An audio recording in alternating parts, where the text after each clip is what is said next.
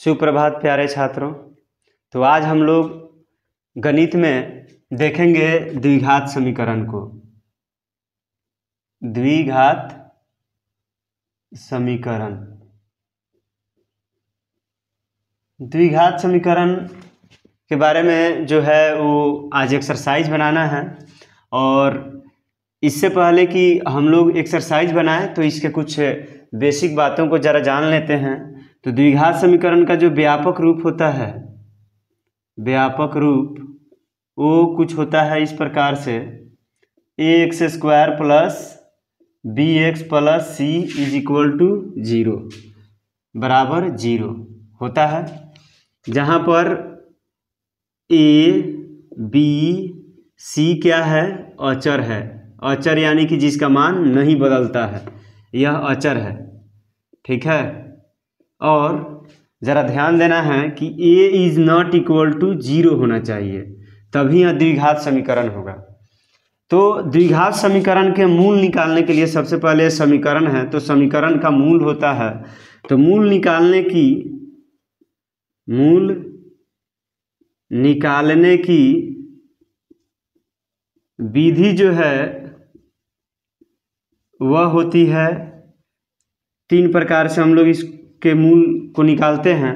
पहला है गुणनखंड विधि। गुणनखंड विधि कौन सी विधि? गुणनखंड विधि है। दूसरा है पूर्ण वर्ग बनाकर, पूर्ण वर्ग बनाकर। और तीसरा है श्रीधराचार्य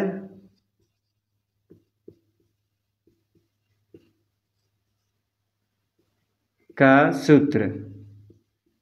तो यह जो पूर्ण वर्ग बना करके जो हम लोग सॉल्व करते हैं, वही जो होता है श्रीधराचार्य का सूत्र, मतलब इसी से निकालते हैं हम लोग। तो यह तीन विधियां हैं, इन तीनों विधियों से हम लोग द्विघात समीकरण के मूल को निकालेंगे। चलिए जरा, यह आर.एस. अग्रवाल की पुस्तक है और यह कंटिन्यू बनाना है आप लोगों को, जिसमें हम लोग द्विघात समीकरण के बारे में जो है वह देखेंगे। एक्सरसाइज है 4B, एक्सरसाइज 4B बनाना है। और 4B में सबसे पहले हम लोग पहली विधि जो है गुणनखंड विधि द्वारा द्विघात समीकरण के मूल को निकालना है, वह निकालेंगे। तो प्रश्नमाला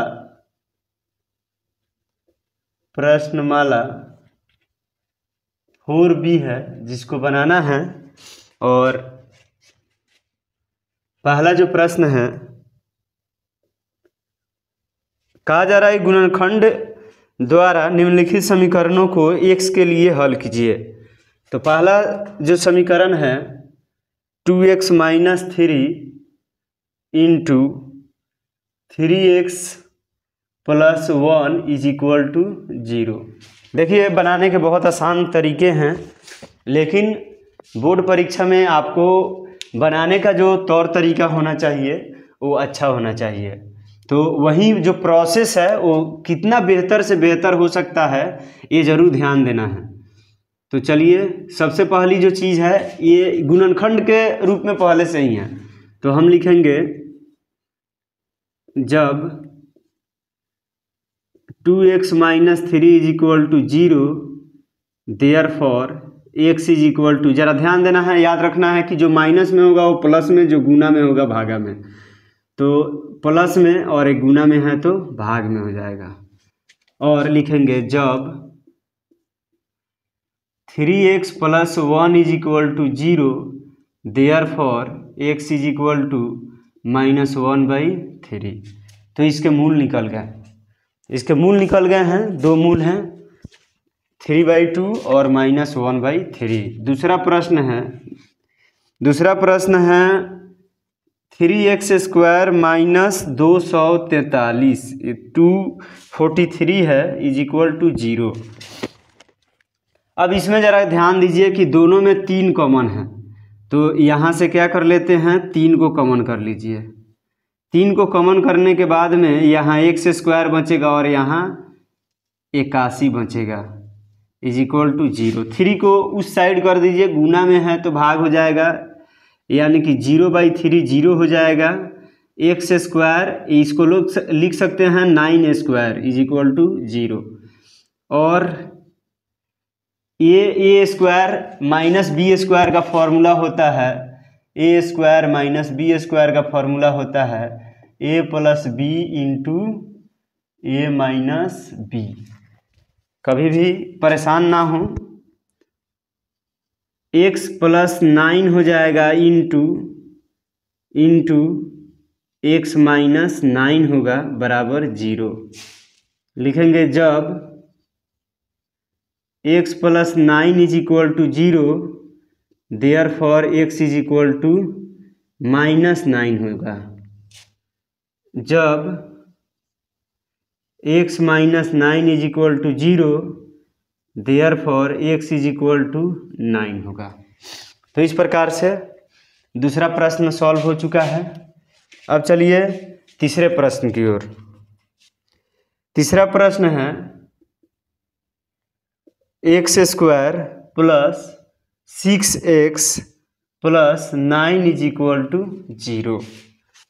चलिए, तो तीसरा प्रश्न है इस प्रकार से। तीसरा प्रश्न को बनाना है, सबसे पहले यहाँ पे 9 है, ठीक है।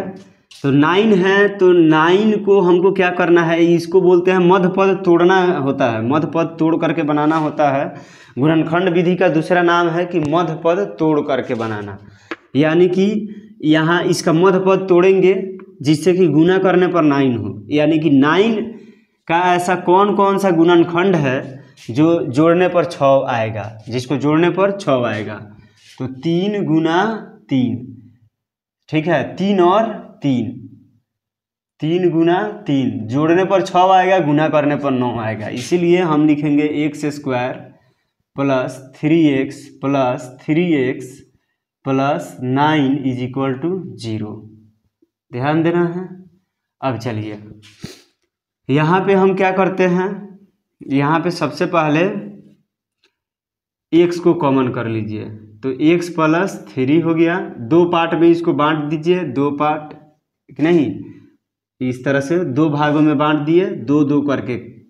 और इन दोनों में से x को कॉमन कर लिए तो x प्लस 3 बचा, और इन दोनों में से 3 को कॉमन कर दिए तो यहाँ x बचा, और यहाँ पे 3 को कॉमन किए हैं तो यहाँ पे 3 बचा। गुना कर लीजिए, 3 इंटू 3 9 0। या ये देखिए x प्लस 3 दोनों में है, यहाँ और यहाँ दोनों में देखिए x प्लस 3 है तो कॉमन कर लिए, तो यहाँ बच गया x और यहाँ बच गया 3 इज इक्वल टू 0। लिखेंगे जब, देखिए दोनों सेम गुणनखंड है, x plus 3 is equal to 0, therefore x is equal to minus 3। Exact वही चीज़ होगा। दूसरा वाला जो है x plus 3 is equal to 0, therefore x is equal to minus 3। तो दोनों बन चुका है। सबसे पहला चीज़ है कि ये बहुत आसान है बनाना, परेशान नहीं होना है, और धीरे धीरे हम लोग आगे बढ़ रहे हैं। केवल आसान ही नहीं है, अभी भारी भारी प्रश्न है जिसको हम लोग आगे बनाएंगे। अब है 3 नंबर हो गया, 4 नंबर बनाते हैं। 4 नंबर है x² minus 3x minus 10 is equal to 0।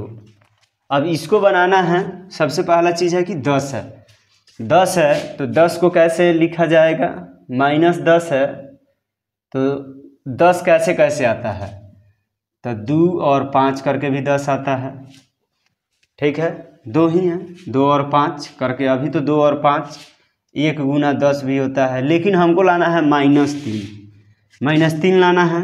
तो हम 2 में से 5 घटाएंगे, मतलब आपको जोड़ करके या घटा करके क्या लाना है, लाना है -3। तो सिंपल सी बात है, तो जोड़ और घटा करके -3 लाना है। तो सबसे पहले जोड़िएगा तो 7 होगा, लेकिन घटाइएगा तो 3 होगा। 5 में से 2 घटाइएगा 3 होगा, लेकिन हमको लाना है -3। तो 2 में से 5 को घटाएंगे, तो 2 में से 5 को घटाएंगे, यानी कि 2 में से 5 को घटाएंगे तो ये प्लस में, ये माइनस में।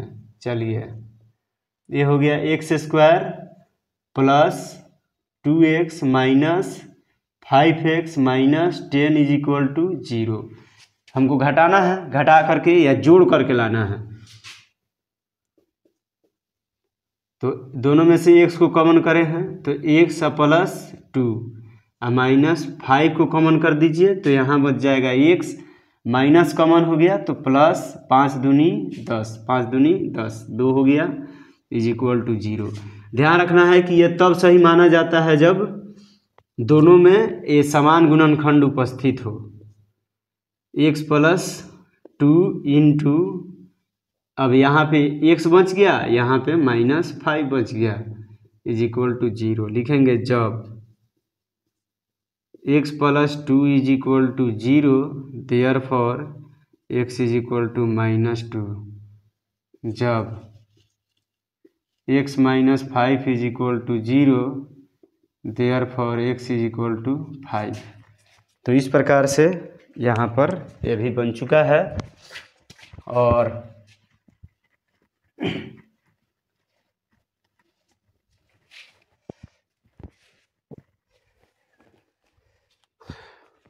चार नंबर हो चुका है। अब है 5 नंबर प्रश्न। 5 नंबर प्रश्न में है x² = 18x - 77। अब देखिए, x², सबसे पहले इसको व्यापक रूप में बदलिए। -18x इधर से बराबर से इधर आएगा तो ये प्लस में है तो माइनस हो जाएगा, माइनस में है प्लस में हो जाएगा, बराबर 0। इस साइड में 0 हो गया। चलिए अब तोड़िए, x², अब 77 है तो 77 कैसे आता है? 77 आता है ऐसे, 77 है तो 77 कैसे आएगा? तो 11 सते 77 करने पर मतलब ये गुना करने पर 77 हो जाएगा। लेकिन हमको लाना है -18 भी लाना है, तो जोड़ने पर आ सकता है। इसका मतलब है कि दोनों को अगर माइनस में करें तो दोनों हो जाएगा -11x -7x प्लस 77 हो जाएगा = 0। x से सबसे पहले अब दोनों में से दो पार्ट कर लेते हैं। दोनों में से, इन दोनों में से x को कॉमन करते हैं तो यहाँ x -11, इन दोनों में से 7 को कॉमन करते हैं तो यहाँ x माइनस कॉमन हुआ है तो यहाँ पे माइनस दे दीजिए, 11 = 0। x -11 इंटू x -7 बराबर 0। लिखेंगे जब x -11 बराबर 0, देयरफॉर x बराबर 11। जब x -7 बराबर 0, देयरफॉर x बराबर 7। तो इस प्रकार से ये भी बन चुका है 5 नंबर।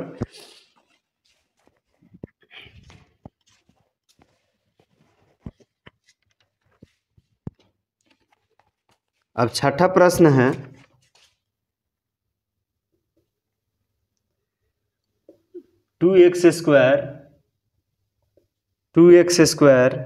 -5x plus 3 = 0। हाँ सही है। चलिए, अब यहाँ पे गुणांक आ गया। सबसे पहला चीज़ है कि इससे पहले जितना भी प्रश्न था इन सभी प्रश्नों में गुणांक नहीं आया था, लेकिन इस प्रश्न में x² का मतलब गुणांक था लेकिन 1 था। अब की बार के प्रश्न में क्या है कि गुणांक है लेकिन 2 है, एक को छोड़ करके 2 है। तो सबसे पहले यहाँ और यहाँ गुना कर लेते हैं। तो 3 दूनी 6 है, यहाँ पर 6 आएगा गुना करने पर, इसको और इसको गुना कर लेते हैं। सबसे पहले यहाँ पर है तो 6 हो गया, गुना कर लिए। अब कितना में तोड़ें कि यह गुना करने पर 6 आएगा। सबसे पहले 6 कैसे, 2 तिहाई 6 होता है और 6 एकम 6 होता है, तो इन दोनों को जोड़ने पर तो 5 आएगा। ठीक है, इन दोनों को जोड़ने पर 5 आएगा। तो हम क्या करें, सबसे पहला चीज़ है कि दोनों को जोड़ने पर 5 लाना है। तो हम एक काम करेंगे, 2x² minus 2x minus 3x जोड़ने पर 5 आएगा, गुना करने पर 6 आएगा, इज इक्वल टू 0। 2x को कॉमन कीजिए, यहाँ पे x हो गया माइनस 1 हो गया, यहाँ पे 2x कॉमन होगा तो 1 हो जाएगा। 3 को कॉमन कीजिए तो यहाँ पे x हो गया माइनस 1 हो गया, इज इक्वल टू 0। चलिए x माइनस 1 इंटू, इन दोनों में से x माइनस 1 को कॉमन कर दीजिए, 2x minus 3 is equal to 0। जब x minus 1 is equal to 0, therefore x is equal to 1। ठीक है, जब 2x minus 3 is equal to 0, therefore x is equal to 3/2। और फिर आते हैं, 6 नंबर प्रश्न हो चुका है। अब 7 नंबर प्रश्न बनाते हैं। 7 नंबर प्रश्न है 2x² minus 7x plus 3 is equal to 0। चलिए, तो अब की बार फिर से 3 दूनी 6 करेंगे, 2x², 3 दूनी 6 करेंगे, लेकिन अब की बार 7 है, तो 7 कैसे होगा, तो 6x, मतलब इसको सबसे पहला है कि 6 है, 6 कैसे आएगा, 6 एकम 6, 2 तिहाई 6, जोड़ने पर माइनस 7x आना चाहिए। चलिए, तो इन दोनों को, अगर इन दोनों को जोड़ा जाएगा तो 5 होगा, इन दोनों को जोड़ा जाएगा तो 7 होगा। तो चलिए इसी को जोड़ते हैं, तो जोड़ने पर लेकिन माइनस में लाना है, तो माइनस 6x और minus x plus 3 is equal to 0। चलिए, दोनों में से 2x को कॉमन कर दीजिए, x माइनस, अब 2x कॉमन किए हैं तो 2x कॉमन किए हैं, लेकिन 2 तो बाहर आ गया, एगो x बाहर आ गया, यहाँ x बच गया। 2 कॉमन किए तो 2 तिहाई 6, 2 तिहाई 6, यानी कि सब, मतलब कॉमन करना मतलब भागा देना। चलिए भागा दे दीजिए, यहाँ जो बचेगा वो लिखना है, यानी कि कॉमन करने का मतलब है कि भागा करने के बाद जो बचेगा ना वही कॉमन होता है। ठीक है, यहाँ पर देखिए, भागा करिए तो ज़रा, 2 तिहाई 6, 1 से x कट गया।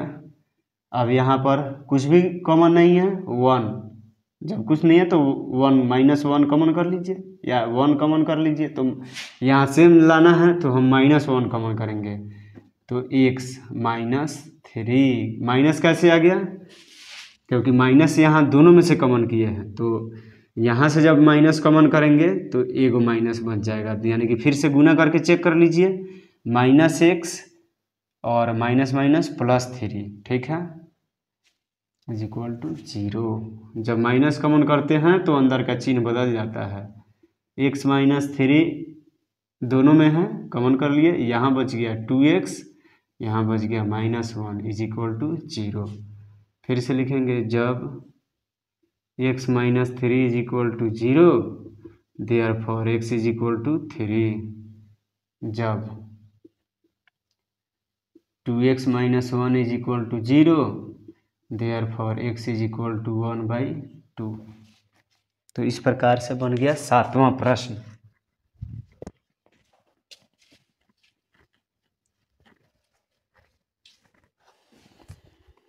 अब चलिए 8वां प्रश्न देखते हैं।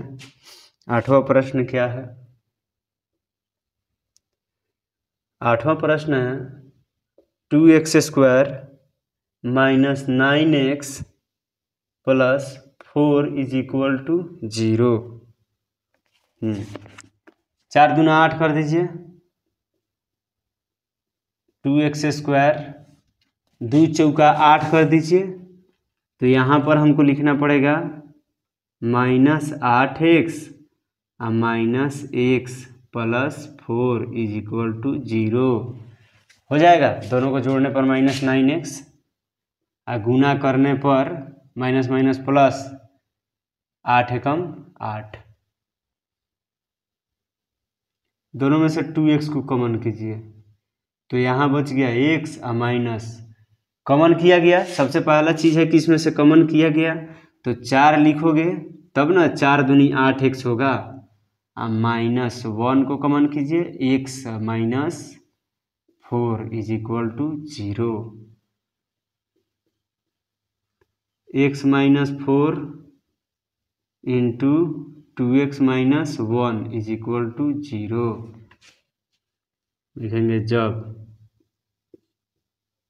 x - 4 = 0 therefore x = 4। जब 2x - 1 = 0 therefore x = 1/2।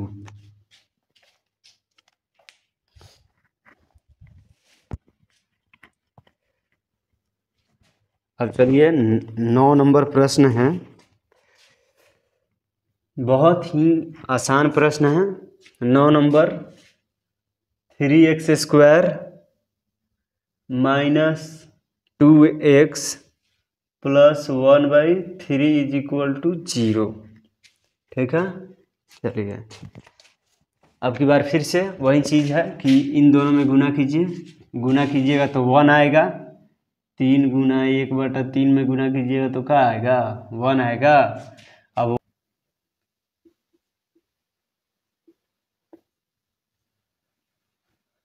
-x - x + 1/3 क्या लिखिए? 3 को कॉमन कीजिएगा। 3 केवल इन दोनों में से x को कॉमन कीजिए तो यहाँ बच गया 3x और -1। इन दोनों में से 1/3 को कॉमन कीजिए -1/3 को तो यहाँ 3x हो जाएगा। गुना करके देखिए। गुना करके देखने पर 3 से 3 कट जाएगा, फिर से -x आएगा और -1 सेम टू सेम = 0 बराबर 0। या 3x - 1 × x - 1/3 = 0 लिखेंगे। जब 3x - 1 = 0 therefore x = 1/3। जब x - 1/3 = 0 therefore x = 1/3। चलिए हो चुका है। और ये दोनों एक ही बात है, दोनों का मूल तो समान है। चलिए कोई बात नहीं है, जो भी है ज़रा इसका आंसर मिला लेते हैं।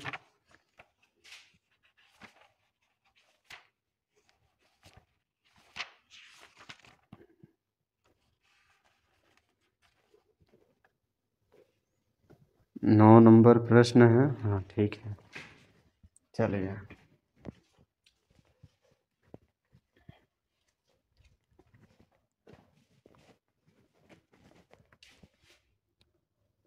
10वां नंबर प्रश्न है। 4x² - 9x = 100।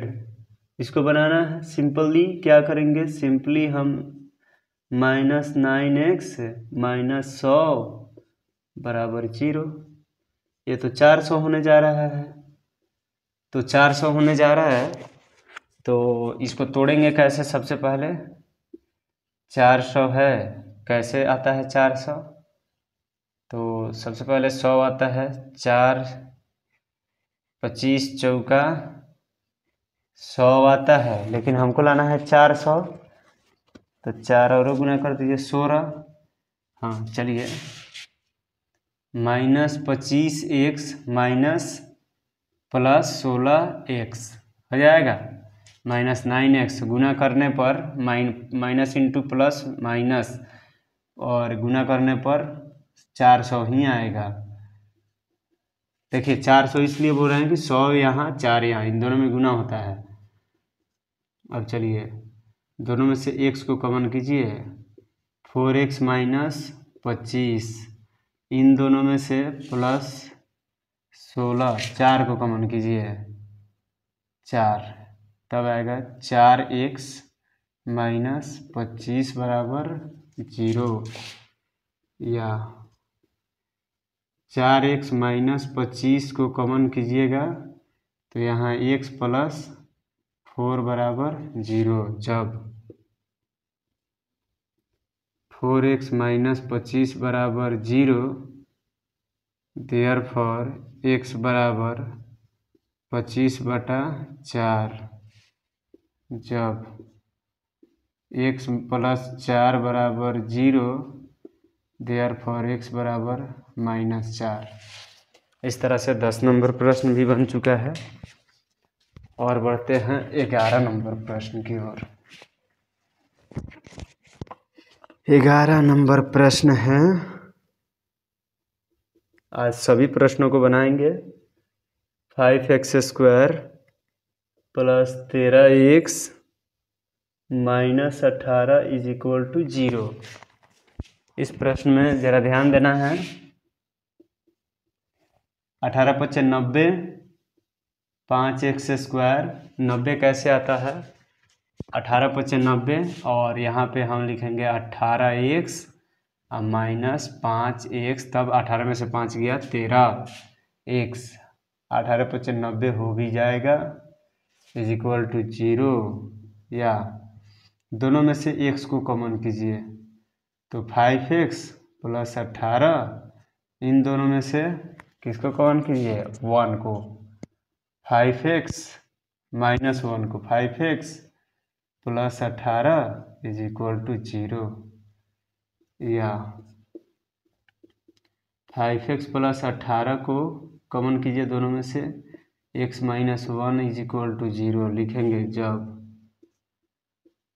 5x प्लस 18 बराबर 0, देयरफॉर x बराबर -18/5।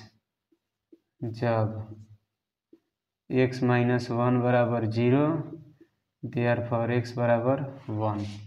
तो इस प्रकार से 11 तक प्रश्न बन चुके हैं और उम्मीद है कि आपको समझ में आ चुका होगा।